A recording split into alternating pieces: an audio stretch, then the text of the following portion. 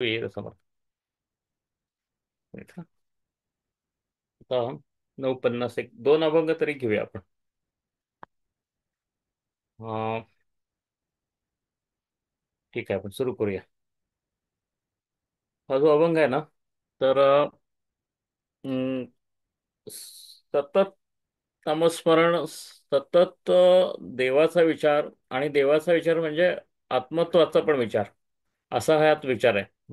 या अभंगामध्ये असा थोडा खोल असा अभंग आहे. सुंदर अभंग आहे खरं म्हणजे. हा खरा आध्यात्मिक प्रवासातला खरा असा आतला अभंग असतात त्यातला हा एक आहे. माझं आता हे सगळे माझ्या, तर कोणत्याही अभंगाला मी माझा आवडतच म्हणतो, कारण ते आवडतेच अभंग इथे सगळे लिहिले आहेत. पण हा फार असा खोल असलेला असा अभंग आहे. वासनेच्या मुखी आदळूनी भीते, वासनेच्या मुखी आदळूनी भीते, निर्वाहा पुरते कारण ते. या नावे अंतरा आला नारायण, चित्त समाधान खुण त्याचे. आता हे वासनेच्या मुखी आदळूनी भीते, निर्वाहा पुरते कारण ते, हे कळायला थोडंसं अवघड जातं, कारण हे भीते म्हणजे भीतीनं असं होतं. पण ते भीते नसावं असं वाटतं. आता भीती काही राहिलेली नाही तू खरं म्हणा या अवस्थेला. त्यामुळे भीते म्हणजे घाबरून असं काही नाहीये, तर ते भीते म्हणजे भाते तरी असेल असं वाटतं. भाते म्हणलं की त्याचा काय अर्थ होतो, तर घास असा अर्थ होतो. भातुके, भात हे सगळे आपले घास या अर्थाचा शब्द आहे भात हा.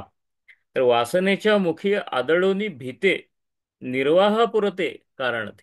म्हणजे तुम्ही देहामध्ये जेव्हा राहता, कारण नामस्मरण देहातच शक्य आहे, भक्ती देहातच शक्य आहे, भजन देहातच शक्य आहे.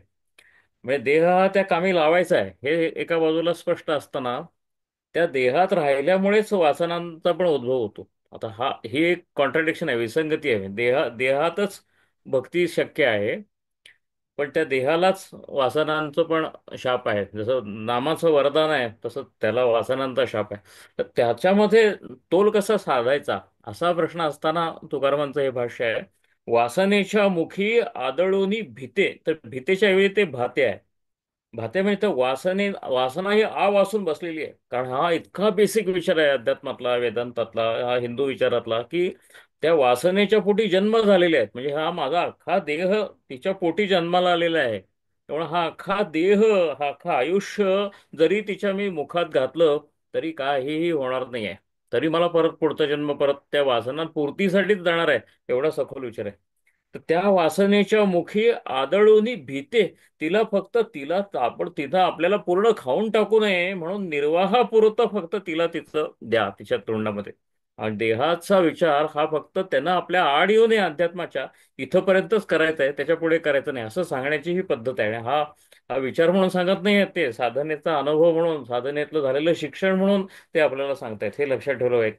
प्रत्येक वेळी उपदेश असतोच असं नाही, प्रत्येक चिंतन असतं आणि ते लाऊड थिंकिंग पण असतं. वासनेच्या मुखी आदळूनी भीते म्हणजे भाते, तिला घास द्या. कुठले घास? निर्वाहापुरते कारण ते.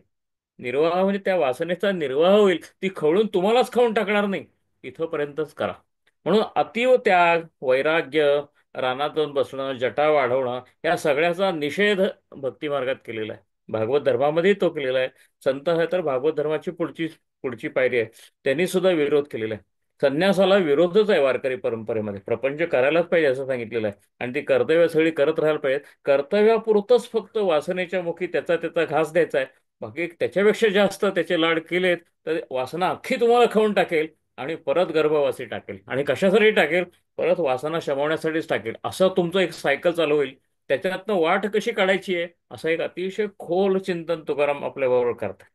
वासनेच्या मुखी आदळून भीते म्हणजे भाते, निर्वाहापुरते कारण ते. फक्त निर्वाहापुरतं चालू राहावा सगळा आपला देह, म्हणून त्याला एक त्याचं नैवेद्य द्यायला पाहिजे. तो एक दिला की आपण नामस्मरणाला आणि परमेश्वर चिंतनाला रिकामे जावं. या नावे अंतरा आला नारायण. आणि मग उरलेला सगळी आपली एनर्जी आहे, सगळा वेळ आहे, सगळा श्रम आणि प्रयत्न आहे, तो फक्त भक्तीच्या जर कामी लावला, या नावे अंतरा आला नारायण, चित्त समाधान होणं त्याची. तर तुमच्या अंतरा नारायण येईल. आणि मग अंतरा नारायण आला याची खूण काय? तर समाधान पाहिजे. असमाधान कोणत्याही प्रकारचं जरी असेल तर अजून अंतरामध्ये नारायण आलेलं नाही. असं असं साधी खूण सांगितलेली आहे. या नावे अंतरा आला नारायण, चित्त समाधान खूण त्याची. आणि मग तुकारामाने आता हा विचार परत एकदा खुंटा असं हलवून बळकट केलंय. सर्व काळ हाची करणे विचार, सर्व काळ हाची करणे विचार, विवेकी सादर आत्मत्वाचे. हा तुकारामांच्याकडनं आलेला विचार आहे. सगळा वेदांत पचवून झाल्यानंतरचा हा विचार आहे. सर्व काळ हाची करणे विचार. तुम्ही विचार हाच करायचा आहे की मी तेवढ्याच तेवढंच करतोय ना देहाचं कौतुक, आणि उरलेल्या वेळात माझं परमेश्वराचं चिंतन, मी कोण याचं चिंतन हे चालू आहे ना, दुसरं काही चालू नाही ना. सर्व काळ हाची करणे विचार, विवेकी सादर आत्मत्वाचे. विवेकाचा पण उल्लेख केला इथे. विवेक म्हणजे डिस्क्रिमिनेशन, म्हणजे देहबुद्धी आणि आत्मबुद्धी यातला जो विवेक आहे, त्या विवेकानं सादर आत्मत्वाचे. आपल्या आत्मत्वाला सादर व्हायचं, म्हणजे मी आत्मा आहे, मी देह नाही. ह्या ह्या ह्या ह्या डिस्क्रिमिनेशनला विवेक असं म्हणतात. सर्व काळ हाच करणे विचार, हाच विचार करत राहायचं. मी आत्मा आहे, पण मी देहात असलेला आत्मा आहे. त्यामुळं निर्वाहापुरतं देहाची हे करायचे लाड, जे काय असतील ते फक्त निर्वाहापुरते, आणि उरलेला विचार आत्मत्वाचा करायचा. असं पथ्य तुकारामाने इथं घालून दिलेलं आहे. तुका म्हणे जो जो भजनासी वळे अंग, तुका म्हणे जो जो भजनासी वळे अंग तो तो कळे सन्निधता. आता हे ते अंग थोडं पुढे गेलंय, पण ते हा तुकारामांचं मोडच आहे भाषेची अशी. तुका म्हणे जो जो भजनासी वळे अंग, असा त्याचा हे आहे, संधी आहे बरोबर लावलेला. जो जो भजनासी वळे अंग, भजनासी म्हणजे भक्तीला. तुमचं सगळं अंग म्हणजे देह, हा सगळा देह जो आहे तो तात्पुरता जगण्याच्या निर्वाहापुरता फक्त वासनेला त्याला त्याचा घास दिला, आणि उरलेला फक्त भगवत भजनीच लावला. सगळं अंग भगवत भजनी जर लावलं, तो तो कळे सन्निधता. सन्निध म्हणजे नारायण आपल्या आतच आहे असं तुम्हाला कळायला येईल. नारायण आपल्या चित्तामध्येच आहे हे तुम्हाला हळूहळू हळू कळायला लागेल. हा फार असा गूढ आध्यात्मिक, गूढ कशाला म्हणायचं, कळत नाही म्हणून नाही, तो खोल आहे म्हणून मी गूढ असं म्हणतो. तो न कळणाऱ्यातला असं काही नाही. पण जे त्या पाण्यामध्ये शिरलेत भक्तीच्या अध्यात्माच्या, त्यांनाच ह्याचा खरा अर्थ कळेल. अशा अशा अशा पातळीवरचा हा असा सखोल असा चिंतनातून आलेला असा अभंग आहे. आपण आणखीन एक आता अभंग घेऊया, आणि मग आजचा दिवस आपण थांबूया. हा हा आहे अभंग आहे ना, याच्यामध्ये दोन अर्थ संभवतात, तर आपण दोन्ही अर्थाचा विचार करू आणि मग आपण थांबू. कारण तुकारामांच्या अभंगाचा अर्थ लावायचा म्हणजे काय काय वेळा कसरत होते. मी अभंग वाचून दाखवतो आणि मग आपण बोलूया. चिंतने अचिंत राहिलो निश्चळ, तेची किती काळ वाढवावे. आता चिंतने अचिंत, अचिंत म्हणजे ते तुकाराम आहे, त्यामुळे ते खरं म्हणजे अचिंत्य असाही त्याचा अर्थ आहे. चिंतने अचिंत्य राहिलो निश्चळ असाही अर्थ घेता येऊ शकतो. अचिंत्य म्हणजे काय, ते ब्रह्म, मी ब्रह्मरूप होऊन राहिलो निश्चळ, हल्लो नाही, असा अर्थ घेता येईल. चिंतने अचिंत राहिलो निश्चळ, तेची किती काळ वाढवावे. आता यामुळे सगळा थोडासा घोळ निर्माण होतो. एक अर्थ मी तुम्हाला सांगतो, तो दुसरा अर्थ आपण नंतर बघू. पण चिंतने अचिंत राहिलो निश्चळ, तेची किती काळ वाढवावे. आपण देहात आहोत, देहात असतानाच त्या आनंदाची प्राप्ती झालेली आहे, असा एक मूड आहे ह्या अभंगाचा. दुसरा म्हणजे किती वाट बघायची, असं दुसराही अर्थ काढता येईल, असाही आहे. पण हा जो आनंदामध्ये राहिलेलो आहे, निश्चळ झालेलो आहे, तेची किती काळ वाढवावे. ज्ञान झालेलं असताना मी देहातच आहे अजूनही, चिंतनात मी किती काळ घालू, असा असा असा प्रश्न विचार. म्हणजे चिंतनातून मी अचिंत्य झालो, मी ब्रह्मरूप झालो असं आता वाटायला लागलंय. आता मी नक्की काय करू, असा असा असा हा भंग आहे. चिंतने अचिंत राहिलो निश्चळ, तेची किती काळ वाढवावे. अबोल्याचा काळ आता ऐशावरी, अबोल्याचा काळ आता ऐशावरी, वचनाची उरी उरली नाही. शब्दांचा शब्दांचा अर्थच आता काही फारसा उरला नाही, अशी अवस्था आलेली आहे. अबोल्याचा काळ आता आयुष्यावर, अबोल्याचा काळ असा असा असा इतका मौनाचा एवढा अतिरेक झालेला आहे की आता शब्दांना काही अर्थच उरलेला नाही. आता शब्दांना माझ्या लेखी अर्थच नाही, अगदी त्या नामाच्या शब्दाला सुद्धा काही अर्थ राहिलेला नाही. अशी फार पुढची अशी पुढच्या अवस्थेवरून तुकाराम बोलतायत. चिंतने, इतकं चिंतन केलं की अचिंत्य झालो मी. इतका अबोला, मी मौन इतकं बाळगलेलं आहे की आता शब्दांनाच अर्थ राहिलेला नाही. आणि आता आता काय बोलू, आता उरलेल्या काळात काय करू, असा पद्धतीचा एका टप्प्यावरचा हा भाग आहे. चिंतने अचिंत्य राहिलो निश्चळ, तेची किती काळ वाढवावे. अबोल्याचा काळ आता ऐशावरी, वचनाची उरी उरली नाही. हे तुकाराम आपल्याला काही सांगत नाही, ते आपल्याला त्यांच्या मनातून असा आलेला हुंकार आहे, असा असा फार खोलवरून आलेला असा जप आहे तुकारामांचा, आणि तो आपल्या भाषेत आपल्याला फक्त ऐकायला येतो, एवढंच आहे. तुकारामांना काही बोलायचंच नाही आहे, पण त्यांचं मौन काय बोलतंय, तर ते हे अभंग बोलतंय. चिंतने अचिंत्य राहिलो निश्चळ, तेची किती काळ वाढवावे.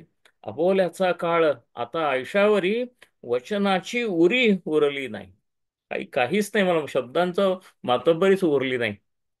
करू आला तो केला लवला हो. करू आला म्हणजे जे काही यामध्ये करायचं होतं अध्यात्माच्या मार्गावर, ते सगळं करून झालेलं आहे माझं. करू आला तो केला लवला हो, उरोच संदेह दिला नाही. आता संदेह पण उरला नाही मला. माझा सगळा संदेह संपलेला आहे, ब्रह्मांडाबाहेर गेलेला आहे संदेह.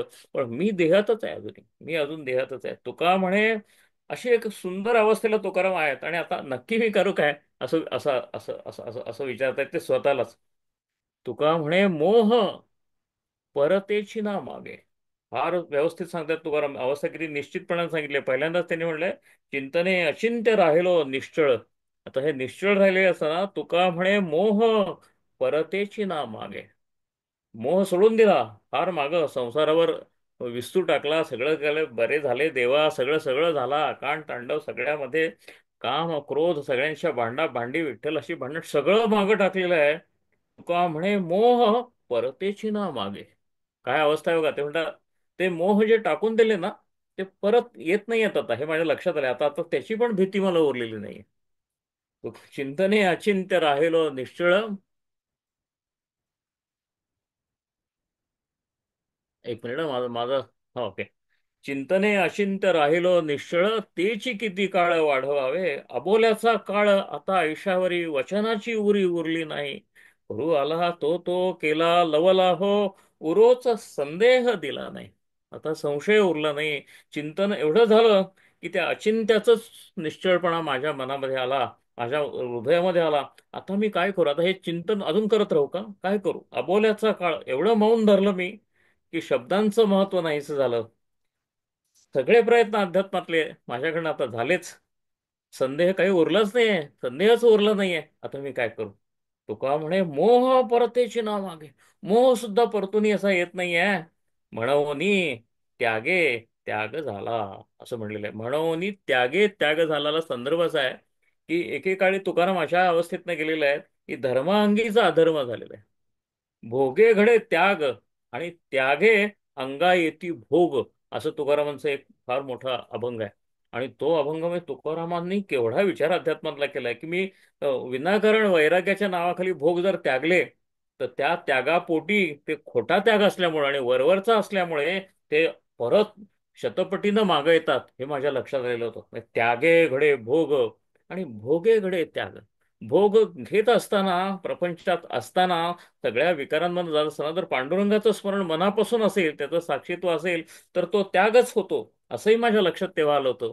आणि त्याग हे केवळ कृत्रिमरित्या त्याग केला तर भोगच परत वाटायला येतो, हेही मला कळलेलं होतं. अशी एकेकाळी अवस्था होती साधनेमध्ये. आणि आता काय म्हणताय, तुका म्हणे मोह परतेची ना मागे. तो मोह काय केला आता परत येत नाही, आता मला खात्री झाली. म्हणून त्यागे त्याग झाला. पूर्वी त्यांनी त्यागे भोग झाला असं म्हणून झालेलं आहे अभंगामध्ये. आता अशी अवस्था आहे, त्यागे त्याग झाला. त्याग माझा आता खरा झाला, सगळा त्याग झाला, पांडुरंगाला पावला. मी काय करू, फक्त अशा अवस्थेत लोक समाधी घेतात. त्यांनी समाधी घेतलेली नाही तुकारामांनी, हे त्यांचं फक्त वैशिष्ट्य आहे. आपण आता इथं थांबूया. जय जय रघुवीर समर्थ. रामकृष्ण हरी. जय जय रामकृष्ण हरी.